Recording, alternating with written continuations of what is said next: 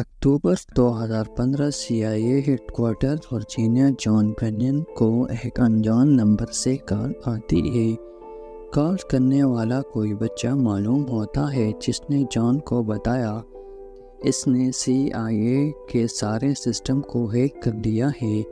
اس کال کو ایک پرینک کال سمجھا جاتا اگر یہ کسی عام انسان کو کی جاتی، لیکن جان برینین اس وقت دنیا کی سب سے طاقتور انٹیلیجنس ایجنسی CIA کے ڈائریکٹر تھے، جن کو فون کرنا تو دور کی بات، ان کا ذاتی موبائل نمبر جاننا بھی ایک بہت بڑی بات ہے۔ یہ کہانی ہے ان دو بچوں کی جنہوں نے CIA کے سارے سسٹم کو ہیک کر کے امریکہ جیسی سپر پاور کو تنگی کا ناچ نچا دیا تھا۔ وہ بچے کون تھے اور انہوں نے کیوں اور کیسے یہ کارنامہ سر انجام دیا تھا؟ مسٹری کورز کی ویڈیوز میں ایک بار پھر سے خوش آمدید۔ ناظرین، جب کالر سے اس کی ڈیمانڈ پوچھی جاتی ہے تو وہ کہتا ہے کہ مشرقی وسطی خصوصاً فلسطین میں حملے کرنا بند کرے اور دنیا کو پرامن رہنے دے۔ اس کی فون کال سے پہلے ہی CIA کو معلوم پڑ چکا تھا کہ ان کا سسٹم ہیک ہو چکا ہے۔ یہ ہیکنگ CIA سمیت امریکہ کو کیا نقصان پہنچا رہی تھی، اس کا آئیڈیا آپ کو ویڈیو میں آگے چل کر ہو جائے گا۔ کال بند ہوتے ہی پوری امریکہ حکومت اور CIA حرکت میں آ گئے، اور کیونکہ ایک بچے نے اتنی بڑی انٹیلیجنس ایجنسی کو ہیک کیا تھا تو یہ CIA کے لیے کافی شرم کا مقام تھا۔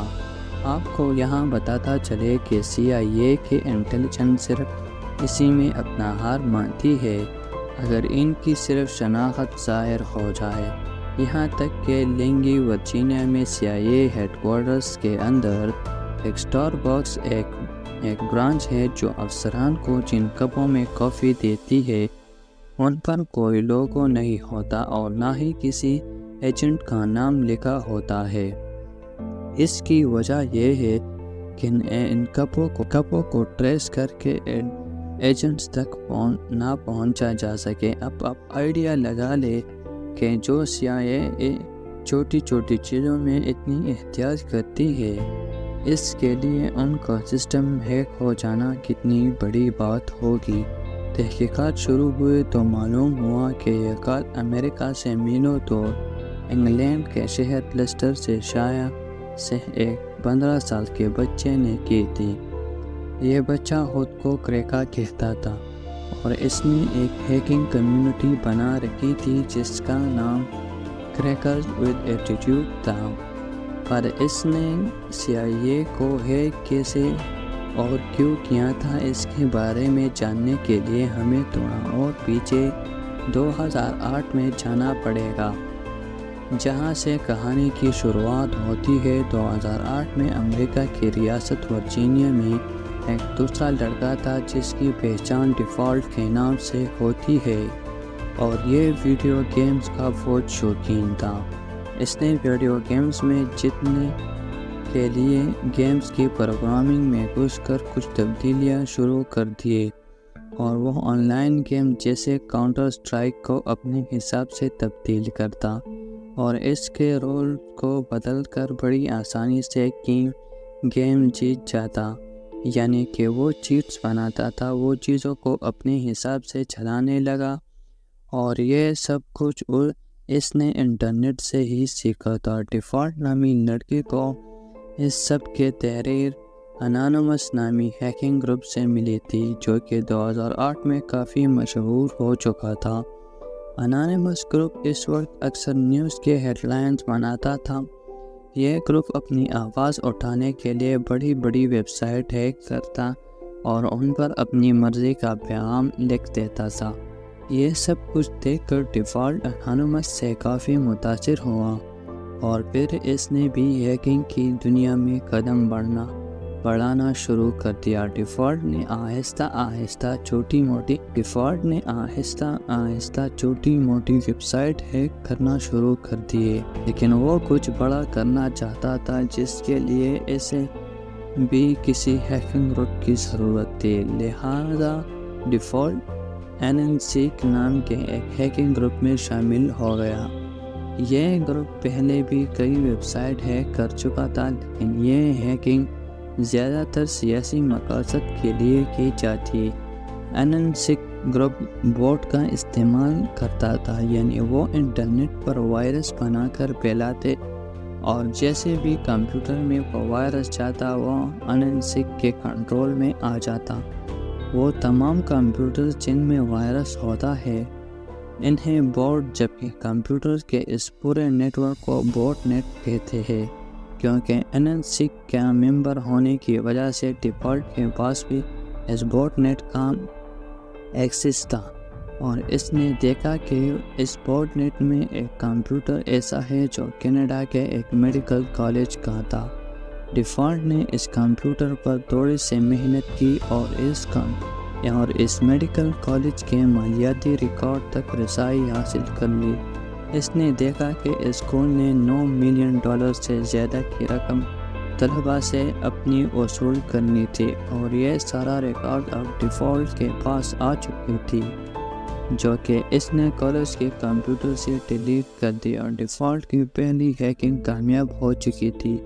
اس کی وجہ سے میڈیکل کالج کا سارا نظام درہم برہم ہو گیا۔ یہ پہلی ہیکنگ تو اس نے شرارت میں کی تھی، لیکن اگلی ہیکنگ غصے میں کی گئی۔ 2014 میں ڈنمارک کی حکومت نے ایک شرمناک قانون پاس کیا جس کے مطابق جانوروں کے ساتھ جنسی زیادتی کی جا سکتی تھی۔ یہ خبر پوری دنیا میں ایکٹیوسٹ کو بہت بری لگی۔ ڈیفالٹ کے پاس خود بھی ایک کتا تھا جس کو وہ بہت پیار کرتا تھا، لہٰذا ڈیفالٹ نے غصے میں آ کر اپنے گروپ کے ساتھ مل کر ڈنمارک کے آفیشیل ویب سائٹ کو ہیک کیا اور اس پر بڑا لکھ دیا کہ کیا آپ جانتے ہیں کہ آپ کی حکومت جانوروں سے زیادتی کی اجازت دیتی ہے۔ نہ صرف اتنا بلکہ ڈیفالٹ نے بوٹ کا استعمال کر کے اس قانون کے حق میں جتنی بھی ویب سائٹ بنائی گئی تھی ان پر حملہ کر کے ان کو بھی بند کر دیا۔ ڈنمارک کے آفیشیل ویب سائٹ ہیک ہونے کی وجہ سے یہ بات پھیل گئی اور پوری دنیا میں ڈنمارک کے اس نظام کی مذمت ہونے لگی، برا کہنے لگے، لیکن آخرکار ڈنمارک کی حکومت یہ دباؤ برداشت نہ کر پائی اور اگلے ہی سال انہیں یہ فیصلہ واپس لینا پڑا۔ ڈیفالٹ اپنے مقصد میں پہلی بار کامیاب ہو چکا تھا، پر لوگ اس کا کریڈٹ انانیمس گروپ کو دینے لگے کیونکہ اس وقت یہی ہیکنگ گروپ ہیڈ لائن بناتا تھا۔ یہ بات ڈیفالٹ کو پسند نہیں آئی کہ اتنا بڑا کارنامہ کیا اس نے، لیکن اس کا کریڈٹ کوئی اور لے رہا ہے، لیکن اس نے ہمت نہیں ہاری اور اپنا کام جاری رکھا۔ دوسرے ہیکرز کی طرح ڈیفالٹ بھی اپنی شناخت ظاہر نہیں کرتا تھا۔ اسے معلوم تھا کہ ہیکنگ کی وجہ سے اگر کبھی وہ ٹریس ہو گیا تو اس کا انجام کافی خوفناک ہو سکتا ہے۔ وہ عام طور پر اپنے گھر کا وائی فائی استعمال نہیں کرتا تھا، بلکہ اس نے ایک سیٹلائٹ کنیکشن خرید رکھا تھا جس کو اس نے اپنے گھر سے کافی دور انسٹال کیا ہوا تھا، اور وہاں سے اپنے گھر تک ایک پرائیویٹ نیٹ ورک کے ذریعے وہ انٹرنیٹ استعمال کرتا تھا۔ اس کا کمپیوٹر بھی کافی محفوظ تھا، یہاں تک کہ اس سیکیورٹی کی وجہ سے اس کا کمپیوٹر آن ہونے میں 30 منٹ لگتے تھے، مگر اپنی پرائیویسی کی خاطر اسے اتنا انتظار کرنے میں کوئی مسئلہ نہیں تھا۔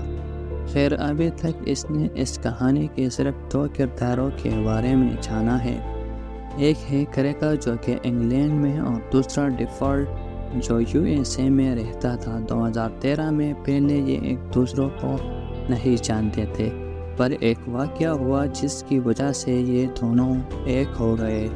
Edward Joseph Snowden National Security Agency میں as a computer intelligence consultant تھے۔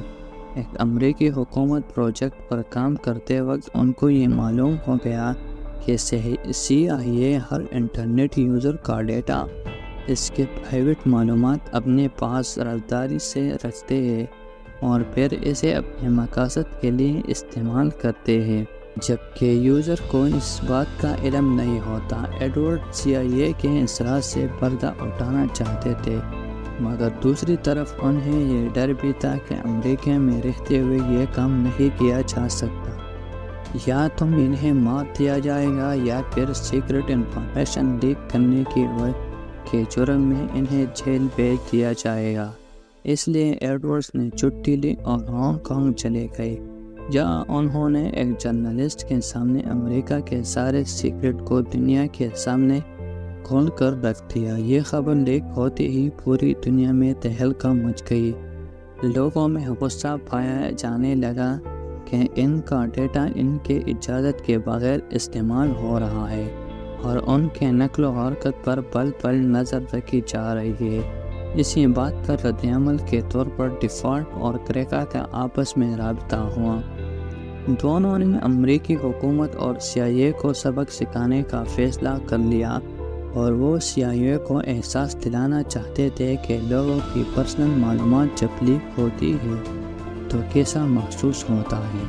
کریکا اور ڈیفالٹ کا مقصد ایک تھا۔ ڈیفالٹ اپنی عوام کی پرائیویسی ختم کرنے پر امریکہ سے بدلہ لینا چاہتا تھا، جبکہ کریکا غزہ پر کیے جانے والے حملوں کا بدلہ لینا چاہتا تھا، یعنی دونوں کا دشمن امریکی حکومت تھے۔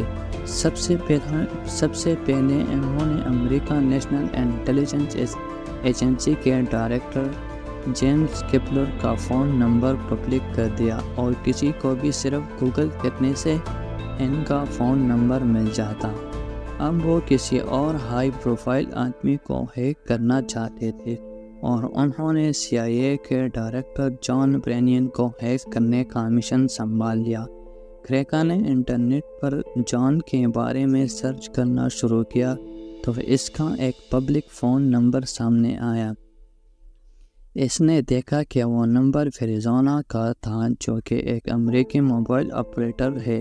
اس نے ویریزون کے اندرونی ٹیک ٹیم کو اسی کمپنی کا ملازم بنا کر فون کیا اور کہا کہ وہ ایک کسٹمر کی پرابلم حل کرنے کے لیے ان سے رابطہ کر رہا ہے، کیونکہ سسٹم میں کوئی تکنیکی مسئلہ ہے۔ ویریزون کی ٹیم نے اس کی شناخت کی تصدیق کے لیے پن کوڈ مانگا، جو وہ پہلے ہی ہیک کر کے معلوم کر چکا تھا۔ ویریفیکیشن کے بعد ویریزون نے جان برینین کی ذاتی تفصیلات کریکا سے شیئر کر دیا۔ اب کریکا کے پاس جان برینین کا account number, public mobile number, address اور اس کے بینک کارڈ کے آخری 4 ڈیجٹ بھی موجود تھے۔ اب اگلے مرحلہ برینین کا ای میل ہیک کرنا تھا۔ اس نے معلوم کیا کہ برینین کا ای میل کسی سروس پر ہے، اور پھر سروس پرووائڈر کو کال کر کے کال پر اس نے خود کو برینین کا ساتھی ظاہر کیا اور کچھ معلومات مانگنے کے لیے کال کی تھی۔ سروس پرووائڈر نے تصدیق کے لیے برینین کے آخری 4 ڈیجٹ پوچھے، جو کہ کریکا کے پاس پہلے سے ہی موجود تھے۔ اسی طرح کریکا نے فوری ہی اس کے ای میل اکاؤنٹ کا رسائی حاصل کر لی۔ اب CIA کے ڈائریکٹر کا ذاتی ای میل اکاؤنٹ کریکا کے پاس تھا۔ اس نے جان برینین کا پرائیویٹ ای میل کھولا، جس میں تمام اہم اور انتہائی خفیہ دستاویز موجود تھے۔ دوسرے CIA آفیسر کا ڈیٹا، ان کے سوشل سیکیورٹی نمبر اور حکومت سے ملنے والی ہدایات۔ تب تک برینین کو خبر ہو چکی تھی کہ اس کا ای میل اکاؤنٹ ہیک ہو چکا ہے، اور اس نے فوراً اپنے اکاؤنٹ بند کروا دیا، مگر ابھی کافی دیر ہو چکی تھی، کیونکہ کریکا یہ سارا ڈیٹا اپنے پاس ڈاؤن لوڈ کر چکا تھا۔ کریکا نے ایک ایک کر کے ساری آفیشیل دستاویزات کو پبلک کرنا شروع کر دیا، جس سے پوری امریکہ میں ایک کوہرام مچ گئی۔ پوری دنیا میں CIA کی بدنامی ہو رہی تھی۔ اب ان کے لیے ہیکرز کو پکڑنا مجبوری بن چکا تھا۔ وہ ہر حال میں جلد از جلد انہیں پکڑنا چاہتے تھے، لیکن وہ کبھی سراغ حاصل نہیں کر پائے۔ جان برینین کو فون کرنے کے بعد کچھ دنوں کے بعد کریکا نے ڈپارٹمنٹ آف جسٹس کے 90,000 جبکہ FBI کے 20,000 ایجنٹس کے ذاتی معلومات سوشل میڈیا پر شائع کر دیا۔ یہ سب کچھ کرنے کے بعد کریکا آرام سے اپنی زندگی گزار رہا تھا۔ وہ سمجھتا تھا کہ شاید اسے پکڑنا ناممکن ہے، لیکن دوسری طرف ڈیفالٹ جو USA کا ہی رہائشی تھا اب پریشان رہنے لگا۔ اسے ڈر تھا کہ اگر وہ پکڑا گیا تو اس کی شامت آنے والی ہے۔ شاید وہ کبھی پکڑا نہ جاتا اگر ڈیفالٹ سے یہ غلطی نہ ہوتی۔ اس نے نشے میں اپنے دوست کو بتایا کہ CIA کو ہیک کرنے کے پیچھے اسی کا ہاتھ ہے۔ بس یہ بات ڈیفالٹ اور کریکا دونوں کے لیے لے ڈوبی۔ چند دنوں کے بعد FBI نے ڈیفالٹ کے کمرے میں چھاپا مارا اور اس کو گھسیٹتے ہوئے لے گئے۔ انٹروگیشن کے دوران کریکا کا نام بھی سامنے آیا، جو کہ برطانوی پولیس کی مدد سے گرفتار کروا لیا گیا۔ کریکا کا اصل نام گین گیمبل تھا، جبکہ ڈیفالٹ کا نام جسٹن گری لیمبرمین ہے۔ کم عمر ہونے کی وجہ سے کریکا کو 2 سال کی قید سنائی گئی، جبکہ ڈیفالٹ جو کہ ڈائریکٹلی اس CIA کی ہیکنگ میں ملوث نہیں تھا، اس کو 5 سال کی سزا سنائی جاتی ہے۔ دونوں آج جیل سے آزاد ہے اور سائبر سیکیورٹی میں اپنا کیریئر آج بڑھا رہے ہیں۔ کیا آپ سمجھتے ہیں کہ ان دونوں نے ٹھیک کیا ہے یا غلط؟ مجھے کمنٹس میں ضرور بتائیے گا۔ امید ہے مسٹری کورس کی یہ ویڈیو بھی آپ لوگ بھرپور لائک اور شیئر کریں گے۔ ملتے ہیں اگلی شاندار ویڈیو میں۔ شکریہ۔